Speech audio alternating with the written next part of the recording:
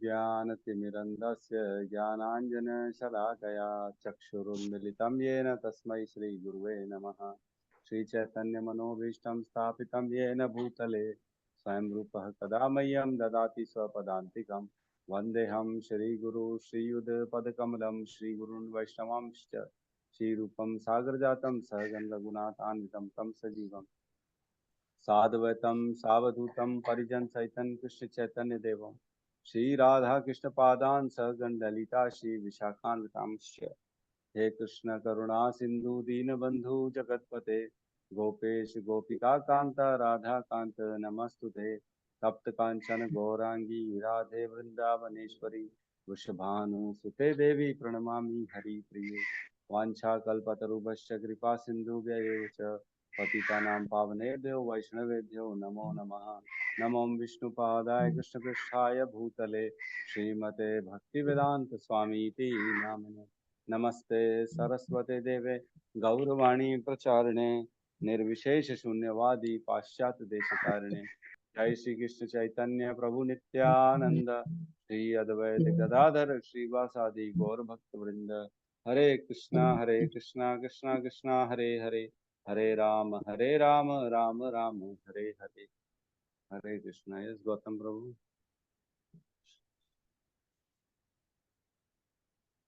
हरे कृष्ण प्रभु जी, धन्यवाद प्रणाम। भगवान के नाम जप में होने वाले 10 अपराध। पहला, भगवान नाम के प्रचार में संपूर्ण जीवन समर्पित करने वाले महाभागवतों की निंदा करना। दूसरा, शिव, ब्रह्मा आदि देवों के नाम को भगवान नाम के समान अथवा उससे स्वतंत्र समझना। तीसरा, गुरु की अवज्ञा करना अथवा उन्हें साधारण मनुष्य समझना। चौथा, वैदिक शास्त्रों अथवा प्रमाणों का खंडन करना। पांचवा, हरे कृष्ण महामंत्र की जप की महिमा को काल्पनिक समझना। छठवां, पवित्र भगवान नाम में अर्थवाद का आरोप करना। सातवां, नाम के बल पर पाप करना। आठवां, हरे कृष्ण महामंत्र के जप को वेदों में वर्णित एक शुभ सकाम कर्म कांड के समान समझना। नौवां, अश्रद्धालु व्यक्ति को हरि नाम की महिमा का उपदेश करना। 10वां, भगवान नाम के जप में पूर्ण विश्वास न होना और इसकी इतनी अगाध महिमा श्रवण करने पर भी भौतिक आसक्ति बनाए रखना। भगवान नाम का जप करते समय पूर्ण रूप से सावधान रहना भी अपराध है। प्रत्येक वैष्णव भक्त को चाहिए कि इन 10 प्रकार के अपराधों से सदा बचकर रहे, ताकि श्री कृष्ण के चरण कमलों में प्रेम शीघ्र अतिशीघ्र प्राप्त हो, जो मनुष्य जीवन का परम लक्ष्य है। हरे कृष्ण। हरे कृष्णा। बहुत बहुत धन्यवाद। तो आज से हमारा नया सत्र चालू होने वाला है श्रीमद् भागवतम। तो हल्का फुल्का हम डिस्कशन करते हैं। श्रीमद् भागवतम को कई लोग भगवत गीता भी बोल देते हैं। भागवतम को क्या बोलता है, लोग बोलते हैं श्रीमद् भागवतम गीता। ऐसे भी लोग बोलते हैं। अरे उनको मालूम ही नहीं है डिफरेंस। मेरे को भी पहले मालूम नहीं हुआ करता था कि श्रीमद् भगवत गीता और भागवतम में क्या डिफरेंस। तो भगवत गीता तो वो वाणी है जो स्वयं श्री कृष्ण ने अर्जुन को कुरुक्षेत्र में युद्ध स्थल में दी थी, जिसमें 700 श्लोक है। और ये सिर्फ ज्ञान है ना। ये पूर्ण रूप से ज्ञान है कि इन 5 चीजों का ज्ञान इसमें छुपा हुआ है ना। ईश्वर, जीवात्मा, काल, कर्म और प्रकृति। ये 5 चीजों की चर्चा करी गई है भगवत गीता में, है ना। कर्मों का क्या होता है, काल किस प्रकार काम करता है, प्रकृति किस प्रकार काम करती है, जीवात्मा किस प्रकार काम करती है, और ईश्वर के कार्य क्या होते हैं, ईश्वर कैसे हैं, उनका स्वरूप क्या है, उनके पास कितनी शक्तियां हैं। ये सारी चीजों की चर्चा हमने श्रीमद भगवत गीता में करी थी। लेकिन श्रीमद् भागवतम जो है ना, ये भगवत गीता के आगे की पढ़ाई है ना। जैसे बच्चा 12वीं क्लास पढ़ता है, उसके बाद आगे की पढ़ाई के लिए, ग्रेजुएशन के लिए उसको बाहर भेजा जाता है, कॉलेज में जाता है ना। बाकी 10वीं 12वीं तक की जो पढ़ाई होती है वो स्कूल में हो जाती है। उसके आगे की पढ़ाई यूनिवर्सिटीज, बड़े बड़े कॉलेजेस, लेक्चरर, प्रोफेसर, उनके अंडर में होती है। स्कूल की पढ़ाई फिर भी एक बार इजी होती है, घर में पढ़ लेता है बच्चा, माता पिता पढ़ा देते हैं। लेकिन कॉलेज की पढ़ाई पढ़ने के लिए उसको जाना पड़ता है ना। जितना बड़ी पढ़ाई उतना उसको ज्यादा देना पड़ेगा, अपना समय देना पड़ेगा, जाना पड़ेगा। तो वैसे ही श्रीमद् भागवतम जो है, ये अब हमारा जो है ना एक ऊपर स्टेप आ गए। भगवत गीता में भगवान ने आखिरी में रिवील कर दिया कि मेरी शरण में आओ, है ना। सर्वधर्मान परित्यज्य मामेकम शरणम व्रज अहम त्वं सर्व पापेभ्यो मोक्षयिष्यामि मा शुचः, है ना। मन मना भव मत भक्तो मद्याजी माम नमस्कुरु माम एवेश्य युक्त एवं आत्मानं मत परायण। भगवान ने बताया कि मन भी मुझे दो, मेरी पूजा करो, मेरी भक्ति करो, सभी धर्म का परित्याग करके मेरी शरण में आओ, है ना। तो अब भगवान की शरण में जो जाना है तो कैसे जाना है ना, श्रीमद् भागवतम से जाना है। श्रीमद् भागवतम में संपूर्ण भगवान की लीलाएं हैं। श्रीमद् भागवतम में भगवान की जो ज्ञान है, संवाद है, स्तुतियां हैं और अलग अलग मुनियों का संवाद है। एक ही टाइम में श्रीमद् भागवतम जो है ना, ऐसा नहीं है कि सिर्फ सुखदेव गोस्वामी परीक्षित को बता रहे, एट ए टाइम दो तीन भागवतम चल रही है ना। सुखदेव गोस्वामी परीक्षित महाराज को बता रहे हैं और सूत गोस्वामी नैमिषारण्य में 88,000 जो है ना ऋषियों को बता रहे हैं। ठीक है, तो ये सब चल रहा है, इकट्ठे चल रहा है तो कंफ्यूज होने की जरूरत नहीं है। वहीं पे वाद संवाद भी चल रहा है जो है ना, जैसे विदुर मैत्रेय संवाद है, नारद जी का संवाद है, युधिष्ठिर का संवाद है, ये सारे संवाद है, मतलब डिस्कशंस। उससे क्या ज्ञान प्राप्त हो रहा है हमको, हम वो समझ सकते हैं उसमें। तो इसमें श्रीमद् भागवतम में 18,000 श्लोक होते हैं। ठीक है, तो बेसिकली हम चर्चा करते क्या ये भागवतम पुराण जो है श्रीमद् भागवतम, ये वेद है कि नहीं है ना। वेद के दो भाग किए गए बेसिकली। वेद कहाँ से आए? वेद वह ज्ञान है जो ब्रह्मा जी को कृष्ण ने दिया, है ना। उसके हृदय में ब्रह्मा जी को आदि कवि उनको जो है ये ज्ञान स्फुरित हुआ अपने हृदय में। फिर वह ज्ञान आगे काल क्रम में बढ़ता गया, बढ़ता गया, बढ़ता गया। ठीक है, अब ऐसे अब हमारी जैसे कलयुग आया, जैसे द्वापर का जो है अंत आया, जब व्यास देव जो थे, जो भगवान की शक्ति आवेश अवतार थे, उन्होंने क्या किया कि ये वेदों को संकलित किया, है ना। हर मनवंतर में हर बार वेद व्यास जी आते हैं और वेदों का संकलन करते हैं हर बार, है ना। आप बोलोगे प्रभु जी इस बार तो आ गए, क्या अगले चतुर्युगी में भी आएंगे वेद व्यास? हाँ बिल्कुल आएंगे। हर चतुर्युगी में आते हैं वेद व्यास, और हर चतुर्युगी में वो वेदों का संकलन करते हैं और 4 लाख श्लोक को विभाजित करते, पूरे अलग अलग बनाते हैं। ठीक है, तो वेद दो प्रकार के हैं, है ना। वेद मतलब वह ज्ञान, विद विद मतलब ज्ञान, है ना। विद ज्ञान से आया है वेद, वह ज्ञान जो हमारे को उच्च स्तर पर पहुंचा सके। ठीक है, उसको कहते हैं। तो दो तरह के वेद हैं, दो तरह की चर्चा होती है, एक श्रुति और एक होती है स्मृति। तो श्रुति वो होती है, श्रुति मीन्स श्रवण से आता है, श्रुति सुनना, और स्मृति मीन्स हृदय में जो रिमेम्बरेंस है। तो हम देखते हैं, मैंने बताया जैसे कि ऑटोमेटिकली भगवान हृदय में ज्ञान को स्फुरित कर देते हैं। वह ज्ञान जो ऑटोमेटिकली ज्ञान में स्फुरित आ गया हृदय में, वो हो गया स्मृति। और वह ज्ञान जो सुन के हमने समझा, वो होता है श्रुति। ठीक है, तो इसमें विभाजन किया गया है। श्रुति जो है वह वो 3 डिवीजन किए गए श्रुति में। एक तो 4 वेद हो गए, ऋग्वेद, यजुर्वेद, सामवेद और अथर्ववेद। ठीक है, और उसके बाद आता है उपवेद।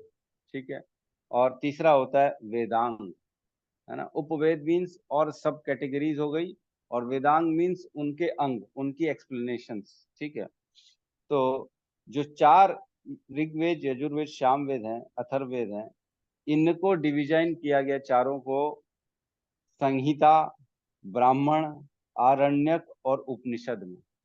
ठीक है, 4 चीजों में इन वेदों को अलग अलग इनकी कैटेगरीज बनाई हैं, संहिता, ब्राह्मण, आरण्यक और उपनिषद। तो ये जो संहिता, ब्राह्मण, आरण्यक, उपनिषद हैं, ये टोटल जो थे 1130, 1130, 1130 और 1130 थे नंबर्स में। लेकिन क्या आज हमारे पास हैं कितने? तो बता दूं मैं, संहिता जो थी वो ब्रह्मचारियों की होती है, वो मात्र 11 है हमारे पास आज की डेट में इंसानों के पास। और ब्राह्मण जो है वो गृहस्थों के लिए था, वो 10 है मात्र।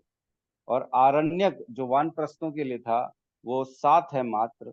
और उपनिषद जो सन्यासियों के लिए है वो 220 है मात्र। कितने कितने थे टोटल? 1130, 1130, 1130, 1130। और उसमें से अब हैं कितने पास हमारे पास?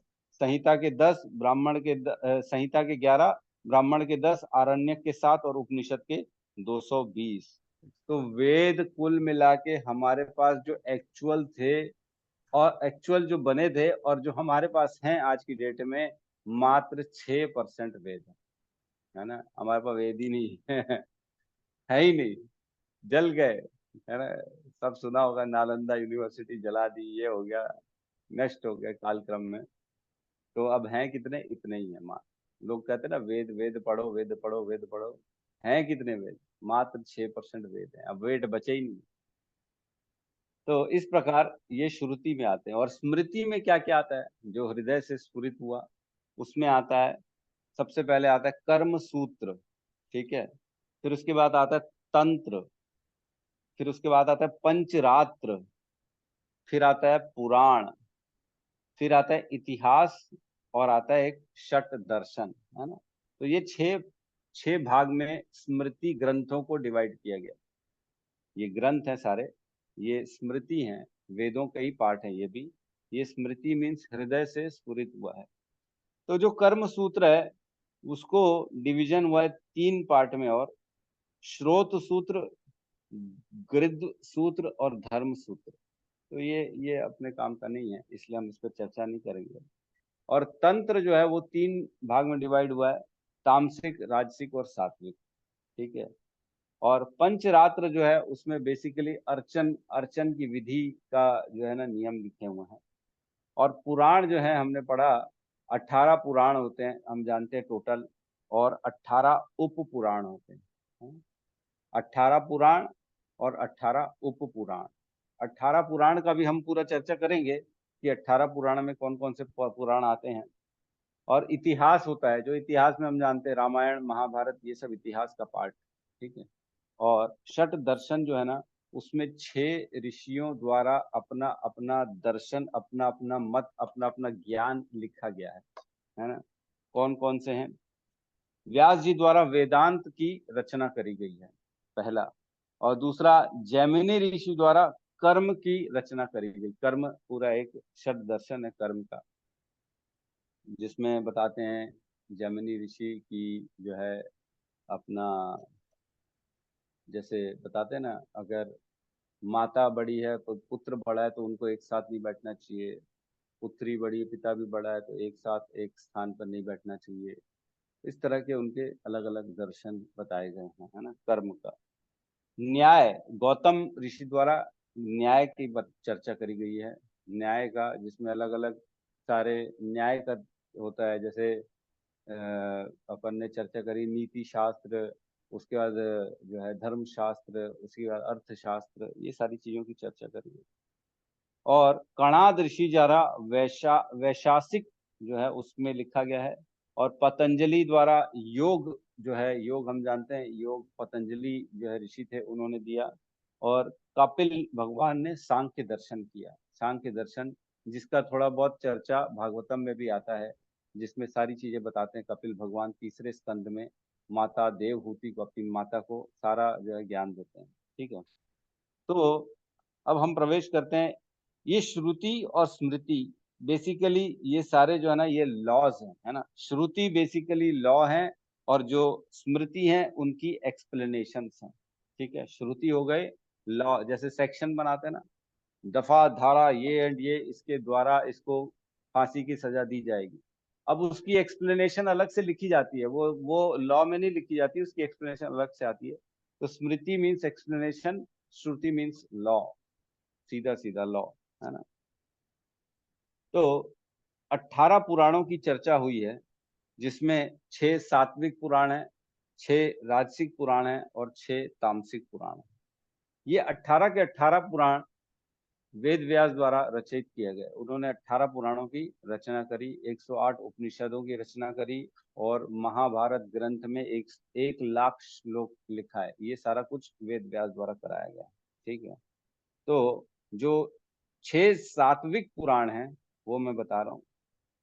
पहला विष्णु पुराण, दूसरा नारदीय पुराण, तीसरा पद्म पुराण, चौथा भागवत पुराण, पांचवा वराह पुराण, छठवा गरुड़ पुराण, है ना। ये 6 पुराण सात्विक हैं। 6 राजसिक जो पुराण हैं वो हैं ब्रह्म वैवर्त पुराण, मार्कंडेय पुराण, भविष्य पुराण, ब्रह्मांड पुराण, वामन पुराण और ब्रह्म पुराण। ये 6 राजसिक पुराण हैं। और 6 तामसिक पुराण जो है वो मत्स्य पुराण, कुर्म पुराण, लिंग पुराण, स्कंद पुराण, शिव पुराण और अग्नि पुराण। तो आप कहेंगे ये क्या बता रहे हो प्रभु जी, राजसिक तामसिक, ये पुराणों से हमारा क्या लेना देना। क्योंकि मैं आपको बता दूं, थोड़ा सा हल्का सा, हम बहुत ज्यादा चर्चा नहीं करेंगे, थोड़ा सा डिस्कशन करेंगे। जो तामसिक पुराण है वो, इसका मतलब ये नहीं है कि वो तमोगुण प्रदान करने वाला है, ऐसा नहीं है। प्रदान तो सारे पुराणों से भगवान की भक्ति होती है, भगवान की जो है प्राप्ति होती है, लेकिन क्रम में होगी ना। इकट्ठे बोलेंगे 12वीं पास कर ले छोटा बच्चा, तो वो नहीं कर सकता, क्रम में जाना पड़ेगा उसको। पहले दूसरी, तीसरी, चौथी, पांचवी, छठवीं ऐसे करके 12वीं तक पहुंचेगा। तो जिसकी स्थिति नीचे की है ना, जो तामसिक अवस्था में है, जिसके गुण तमोगुण है ना, हमने चर्चा करी थी। 3 गुणों द्वारा ग्रस्त होता है व्यक्ति, है ना। हमने पढ़ा था 14वें अध्याय में भगवत गीता के प्रकृति के 3 गुण। कौन से गुण हैं?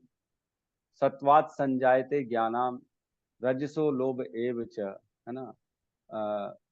मोहो प्रमादो मोहो तमसो भवती अज्ञान एव च। ये 3 प्रकार के ज्ञान, ये 3 प्रकार के बंधन प्रदान करते हैं 3 गुण, है ना। सत्वात संजायते ज्ञाना, ज्ञान से बांधता है सतोगुण, है ना। रजोगुण लोभ से बांधता है, और मोह और प्रमाद से बांधता है तमोगुण।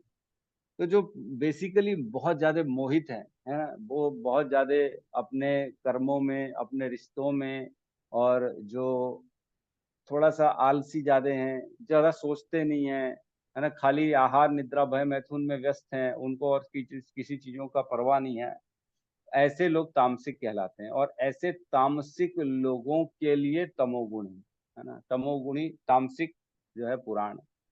तो कई लोग चर्चा करे तो क्या शिव पुराण तामसिक पुराण है? शिव जी क्या तामसिक हैं क्या?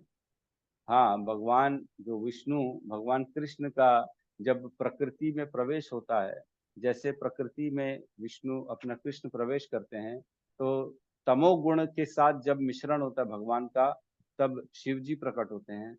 जब रजोगुण में मिश्रण होता है भगवान का, तब ब्रह्मा जी प्रकट होते हैं। और जब सतोगुण में मिश्रण होता है, तब विष्णु प्रकट होते हैं। 3 तरह के, 3 गुणों के द्वारा, 3 जो है ना, GOD, जनरेटर, ऑपरेटर, डिस्ट्रॉयर, ये तीनों का उत्पत्ति होती है।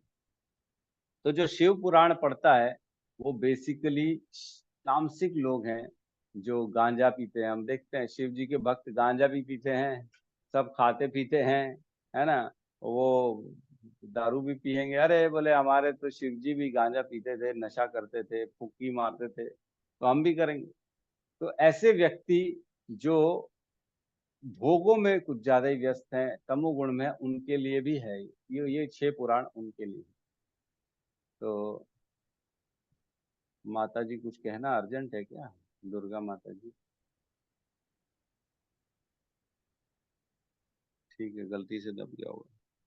ठीक है, तो तीनों ये इस प्रकार के जो लोग होते हैं उनके लिए तामसिक पुराण है। तो इसका मतलब ये नहीं है कि ये पुराण और के लिए नहीं, नहीं, ये पुराण जो है ना, आपको तामसिक को राजसिक, राजसिक को सात्विक, सात्विक को निर्गुण तक पहुंचाने का काम करते हैं।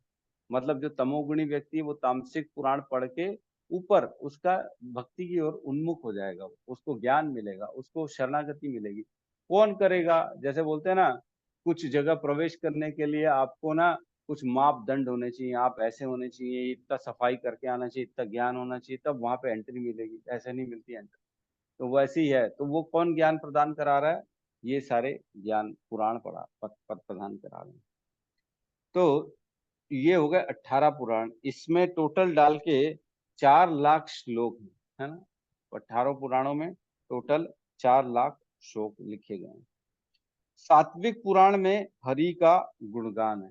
सतोगुणी जितने भी पुराण है उनमें भगवान श्री हरि का गुणगान है। राजसिक पुराणों में ब्रह्मा का गुणगान है और तामसिक पुराणों में शिव जी का गुणगान है ना।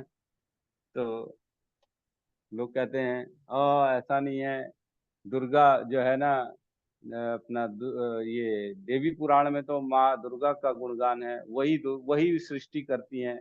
शिव पुराण में तो शिव जी का ही पूरा जो है ना गुणगान है, वही सृष्टि के रचयिता है, उन्हीं पे ही सारा कुछ है। तो देखो ऐसा है कि हम जो होते हैं ना, हम बहुत छोटे से टाइम के लिए आते हैं, 60 साल, 50 साल, 100 साल, और हम अभी उत्पन्न हुए हैं। ये कलयुग का प्रारंभ है। हम कौन से चतुर्युगी में हैं? हम 7वें मनवंतर में हैं अभी, जो एट प्रेजेंट है ना। ब्रह्मा जी का 7वां मनवंतर चल रहा है, वैवस्वत मनवंतर, ठीक है। और अभी ब्रह्मा जी का कल्प भी चल रहा है ना। कल्प मीन्स ब्रह्मा जी का दिन, और प्रलय मीन्स ब्रह्मा जी की रात्रि। तो श्वेत वराह कल्प चल रहा है अभी, श्वेत वराह कल्प। हर दिन का नाम अलग दिया गया है। तो हम एक छोटे से एकदम टाइम पीरियड में रहते हैं, लेकिन बाकी समय क्या हो रहा है हमको पता नहीं है ना। तो हम जानते हैं वेद व्यास जी तो चतुर्युगी में आते हैं, पूरे चतुर्युगी में आते हैं, एक चतुर्युगी में। तो वो हर बार वेदों का इसका संकलन करते हैं, और वो हर बार जो है ना, वो ऐसा नहीं कि हर बार सिर्फ कृष्ण का हर जो है ना हर युग में गुणगान होता है। सिर्फ और सिर्फ हमने चर्चा करी 28वें मनवंतर में कृष्ण आते हैं। बाकी किसी जो है ना बाकी किसी मनवंतर में नहीं आते कृष्ण। ब्रह्मा जी के एक दिन में एक ही बार कृष्ण आते हैं। मतलब बाकी समय क्या हो रहा है, कभी विष्णु आ रहे हैं, कभी कोई और आ रहा है, कभी शिव जी को प्रभार दे दिया गया है, कभी किसी को प्रभार दे दिया गया है। तो हर बार ऐसा होता है। तो हम जब अभी इस स्थिति में हैं, तो हमारे इसी समय में सिर्फ कृष्ण आते हैं, और कभी नहीं आते। फिर पूरे जो है ना ब्रह्मा जी के कल्प में नहीं आएंगे। तो इसलिए सबको इम्पोर्टेंस दी गई है। ऐसा नहीं है कि शिव जी को इम्पोर्टेंस नहीं दी गई। शिव पुराण में उनकी महिमा, क्योंकि वो बाकी समय एक्टिव रहते हैं, वही संभालते हैं पूरी सृष्टि को, है ना। तो इसलिए जो वो पढ़ेगा उसको लगेगा कि वही महान है, जो ये पढ़ेगा उसको लगेगा वही महान है। तो ये डाउट बनाए रखते हैं, ठीक है। और उप पुराण जो है ना, वो सरस्वती और पितृगण का गुणगान करते हैं। उप पुराण 18 उप पुराण हैं। वो हैं सनत कुमार, नरसिंह पुराण, स्कंद पुराण, शिव धर्म पुराण, आश्चर्य पुराण, नारद पुराण, कपिल पुराण, मानव पुराण, उष्णा पुराण, ब्रह्मांड पुराण, वरुण पुराण, कालिका पुराण, माहेश्वर पुराण, सांब पुराण, सौर पुराण, पराशर पुराण, मरीच पुराण और भार्गव पुराण। ये हो गए 18 उप पुराण, जो इन्हीं के ही जो है ना सपोर्टिंग के लिए बनाए जाते हैं। अब बात आते हैं, अपन करते हैं, प्रवेश करते हैं श्रीमद् भागवतम पुराण। तो जब 18 पुराण की रचना कर ली थी वेद व्यास जी ने, तब उनको संतुष्टि नहीं हो रही थी। उन्होंने लग रहा था कि मैं जो है ना पूर्ण रूप से संतुष्ट नहीं हूँ। तब नारद जी आए, उनके गुरु नारद जी, वो वेद व्यास को समझाते हैं कि तुमने जो है ना श्रीमद् भागवतम में भगवान की जो लीलाएं हैं, भगवान कृष्ण की जो प्रेम प्रसंग है, भगवान कृष्ण के चरणों की प्राप्ति का मार्ग जो है ना, वो अच्छे से व्याख्या नहीं किया। लिख लिख चुके थे पहले, भागवत पुराण पहले लिख चुके थे, सारे 18 पुराण हो गए थे, लेकिन फिर से भागवतम का रिवाइज कराया गया, है ना। फिर से जो है नारद जी द्वारा वेद व्यास को बोला गया। तब वेद व्यास जी ने दोबारा श्रीमद् भागवतम को रचना करी। पहले भागवत पुराण था, फिर बाद में श्रीमद् भागवतम बन गया। वो सबसे टॉप मोस्ट पुराण बन गया, सबसे श्रेष्ठ पुराण बन गया श्रीमद् भागवतम। तो एक श्लोक आता है श्रीमद् भागवतम में, 12वें कैंटो में, है ना।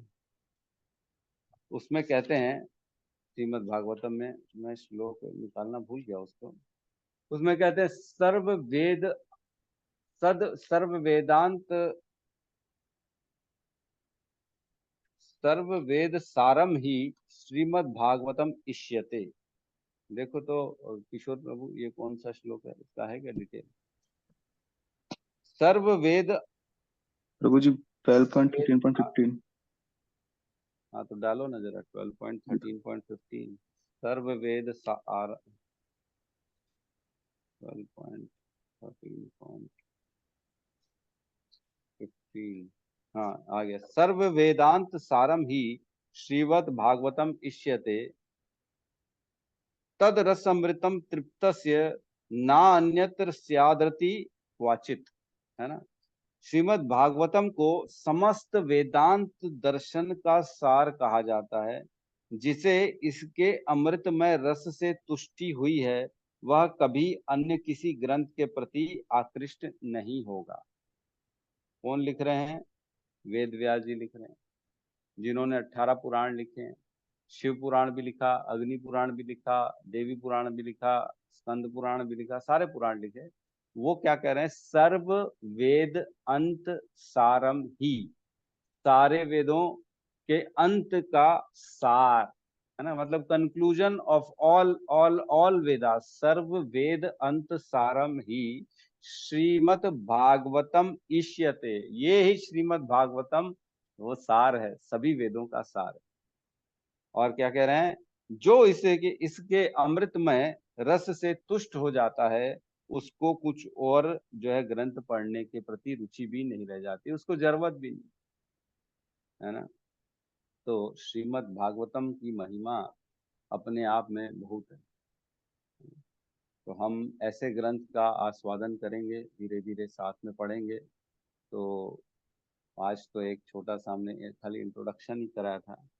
तो हम पुराण जो है ना, पुराणों का एक मैं अर्थ बता दूं। पुराण बनता है पुर से, और पुर जो है ना, पुर मीन्स पूर्ण, जो पूर्णता प्रदान कर, है ना। ऐसा पुराण मीन्स वह चीज जिससे व्यक्ति को पूर्णता मिलती है, पुराण। जैसे ये श्रील जीव गोस्वामी ने वर्णन किया इसका। तो हम प्रवेश करेंगे श्रीमद् भागवतम में।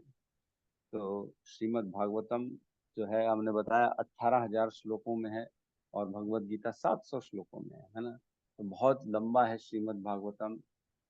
और कैंटोस बने हुए इसके जो है ना, 1 से लेके 12 तक के कैंटो बने हुए हैं।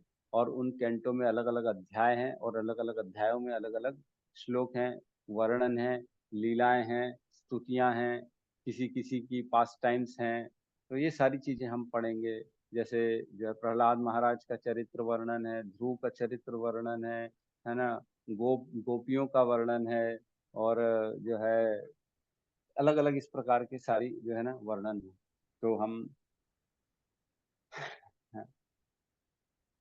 प्रवेश करेंगे श्रीमद् भागवतम में, है ना।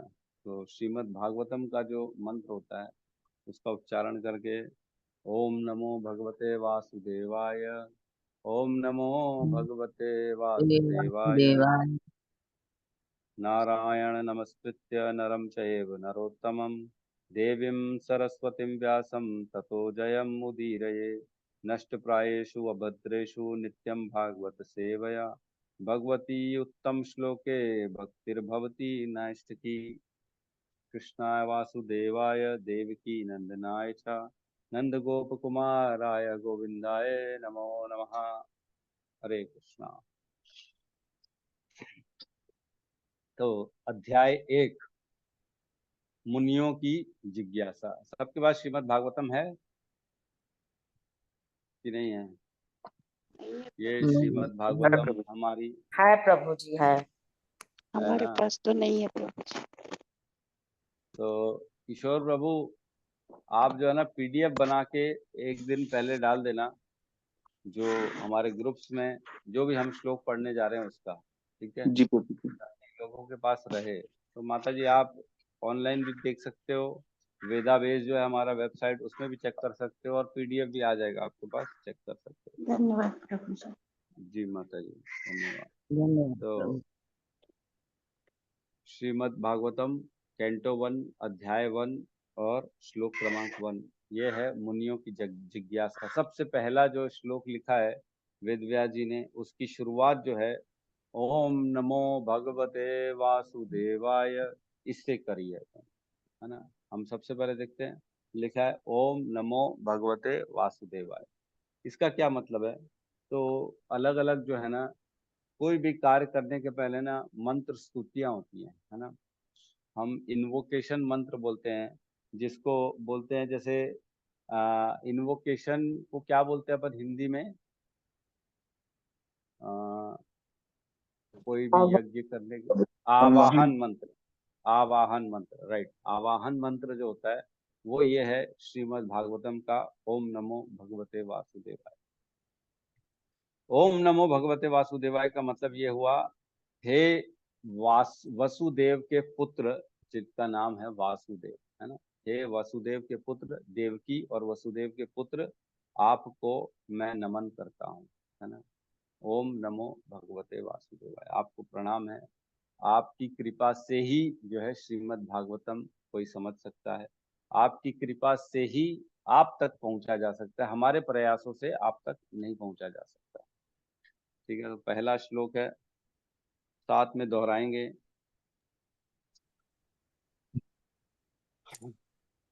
तो इसको कैसा करें, सबसे रिपीट करवाएं?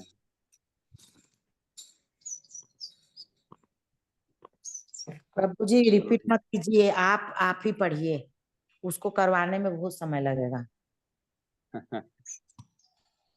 क्या कहते हैं रोहिणी नंदन प्रभु? रिपीट होना चाहिए प्रभु जी, मेरे हिसाब से जैसे सब आचार्य लोग तो कराते हैं वैसे वहां पे भगवतम क्लास में। आ, या फिर आपके साथ साथ दोहराते हैं प्रभु जी, मतलब आप बोलेंगे उसके बाद हम बोलेंगे, फिर आप बोलेंगे हम बोलेंगे, ये हाँ ऐसा करते हैं, मैं बोलता हूँ एक एक लाइन, फिर साथ में रिपीट कराएंगे, है ना। प्रभु जी पहले आप पढ़ लीजिए, फिर उसके बाद फिर जैसे भी एक एक लाइन को जो है ना आप पढ़ाते जाइए। एक एक वर्ड की मीनिंग बताओ पहले। जिस क्लास में करते हैं ना प्रभु जी, जैसे इसको पढ़ लीजिए, उसके बाद फिर एक एक शब्द का उच्चारण आप करवाते जाइए हमको। जन्मादियस्य जन्माद्यस्य यतो अन्वयात्